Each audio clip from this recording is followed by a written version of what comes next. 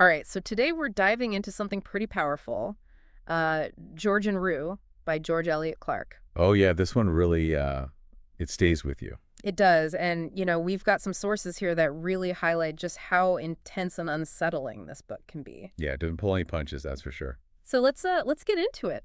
What are some of the things that stand out to you about Clarke's writing in this story?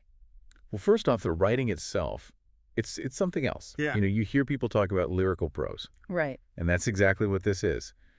Even when he's describing some really, really tough stuff, there's this rhythm, this almost poetic quality to the language. Huh. That's interesting. So you're saying there's this kind of a contrast between the beauty of the writing and just like the rawness of what's happening to these two brothers? Exactly. You get this incredible tension between the two. Yeah. And it makes you as a reader really feel the weight of those experiences. I can see that. Like the beauty in the language doesn't make the violence or the hardship go down easier. It pulls you in even closer to it.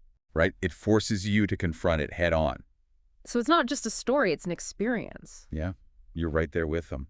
And then when you start to think about the bigger picture, this book gives you a look at a part of history and a social context that we don't always talk about enough. I mean, you're talking about the setting of this book, right? Nova Scotia. Yeah, exactly. Yeah. Clark doesn't shy away from showing you the poverty, the racism, just the really, really difficult conditions that Black communities in Nova Scotia were dealing with back then. It's like he's opening a window into a world that many people might not even be aware of.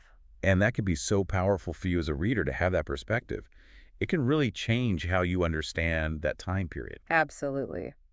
Now, what about George and Rue themselves? I mean, they're the heart of the story. How does Clarke present them to the reader? That's one of the things that really makes this book work. He doesn't give you these simple good guy, bad guy characters. George and Rue are complex.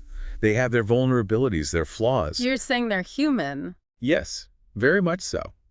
And it makes you think about, what led them to the choices they made. What were the circumstances that brought them to such a tragic end? So it's not about excusing their actions, but it's about trying to understand them. Right. Trying to understand the why behind their story. And a big part of that story is the violence, which Clarke portrays very directly. Yeah, he doesn't sugarcoat it. And that directness, while it can be hard to read it, serves a purpose. Yeah. It shows you the brutality of their lives and the choices they make. It's like he's saying this is the reality of their situation, and I'm not going to shy away from it. Exactly. And I think it makes the impact of the story that much stronger.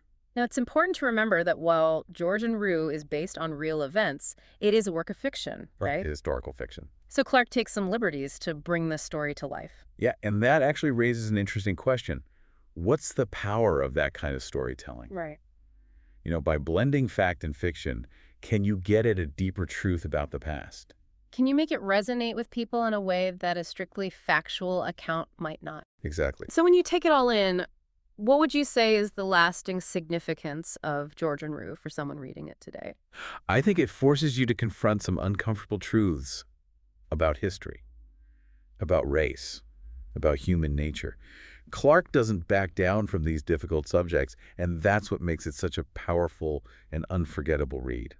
So it's a challenging book, but a rewarding one. Absolutely. Okay, so the bottom line for our listeners is that George and Rue offers a really intense but insightful look into some very complex lives. And it does that by using some really powerful storytelling techniques. And here's something to chew on. Could these kinds of stories that blend history and fiction, could they give us a deeper understanding of things like social injustice, in a way that maybe straight facts and figures can't? That's something to think about for sure. Thanks for taking this deep dive with us. Glad to be here. Until next time. See you.